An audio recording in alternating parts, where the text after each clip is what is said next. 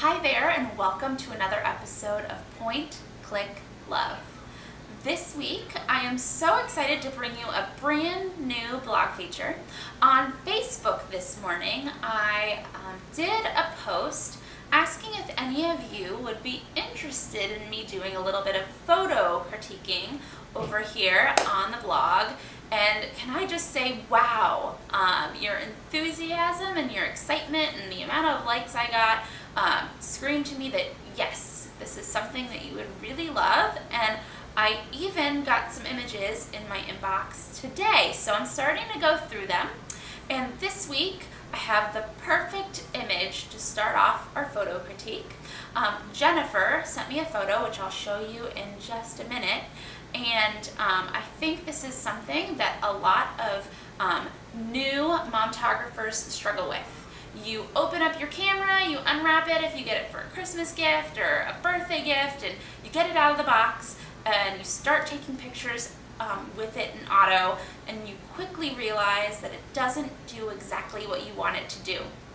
So Jennifer sent me a photo. We're going to go ahead and take a look at it, see what she struggled with her camera in auto mode, and I'm going to show you two quick tips to try and fix these problems for your photos in the future. So let's go take a look.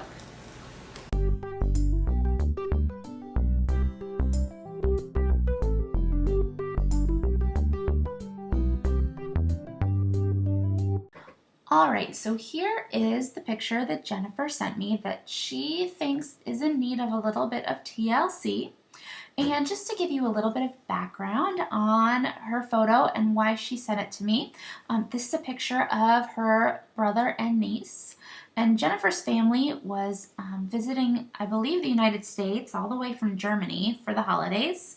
And her family gave her a new DSLR camera for Christmas. So yay, congratulations to Jennifer.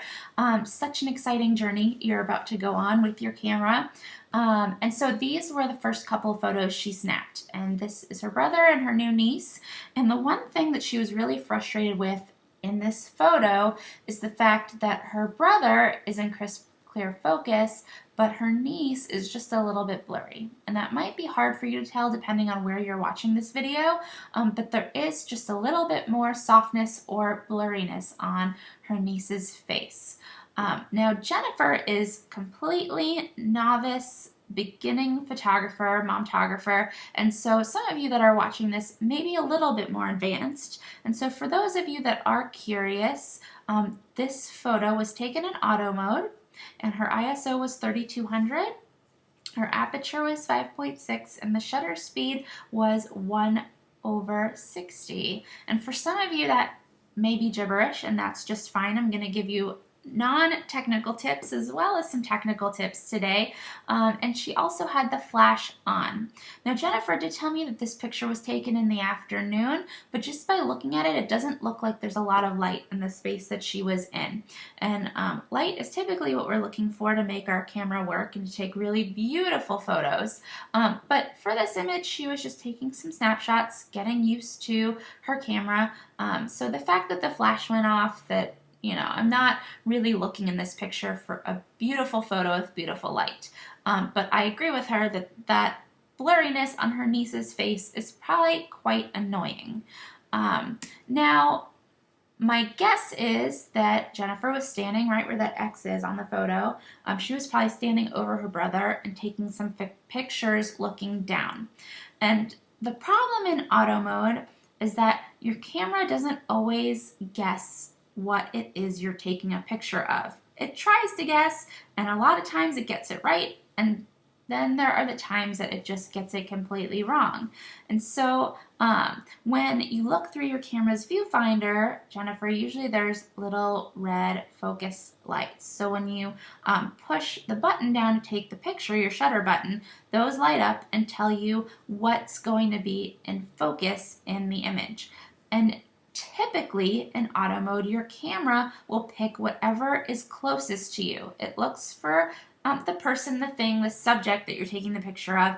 And in this instance in auto mode, the camera saw your brother first.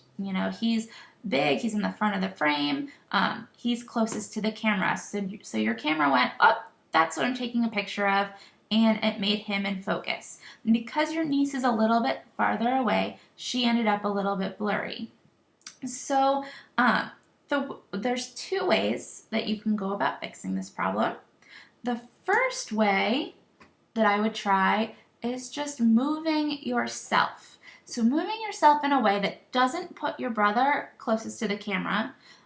So where that second X is, it's where I might have moved if I were you as the photographer. I would have moved to the other side so that your brother and your niece were kind of in the same plane of focus. They were right next to each other instead of one being closer to the camera to the other. Hopefully that makes sense with the way I have this image laid out. You probably still, by taking that vantage point and moving just a little bit, you still would have been able to see the loving look that your niece is giving your brother, and then they both would have ended up in focus. So that's one way, without having to venture out of auto mode, that you could have possibly fixed this problem. The other thing you can try is simply taking your finger off of the shutter button and trying to refocus the camera and seeing where the light lights up, because every once in a while it'll light up in a different spot depending on what you're doing or how zoomed in or out you are. So you can always try to refocus and see if that red dot would have lit up on your niece instead of your brother. So that's one thing you can try if you want to remain in auto mode. The other thing you can try is venturing out of auto mode. And so for my more immediate or intermediate users, if you're not shooting in auto mode anymore, this may be a key thing for you to try with your camera. So Jennifer has a Nikon, so I'm going to go through Nikon settings first.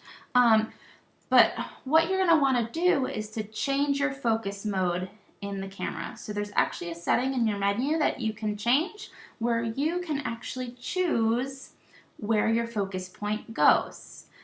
So in the case of Jennifer, she could have, I'm going back to here, she could have made sure that the focus light lit up on her niece instead of her brother.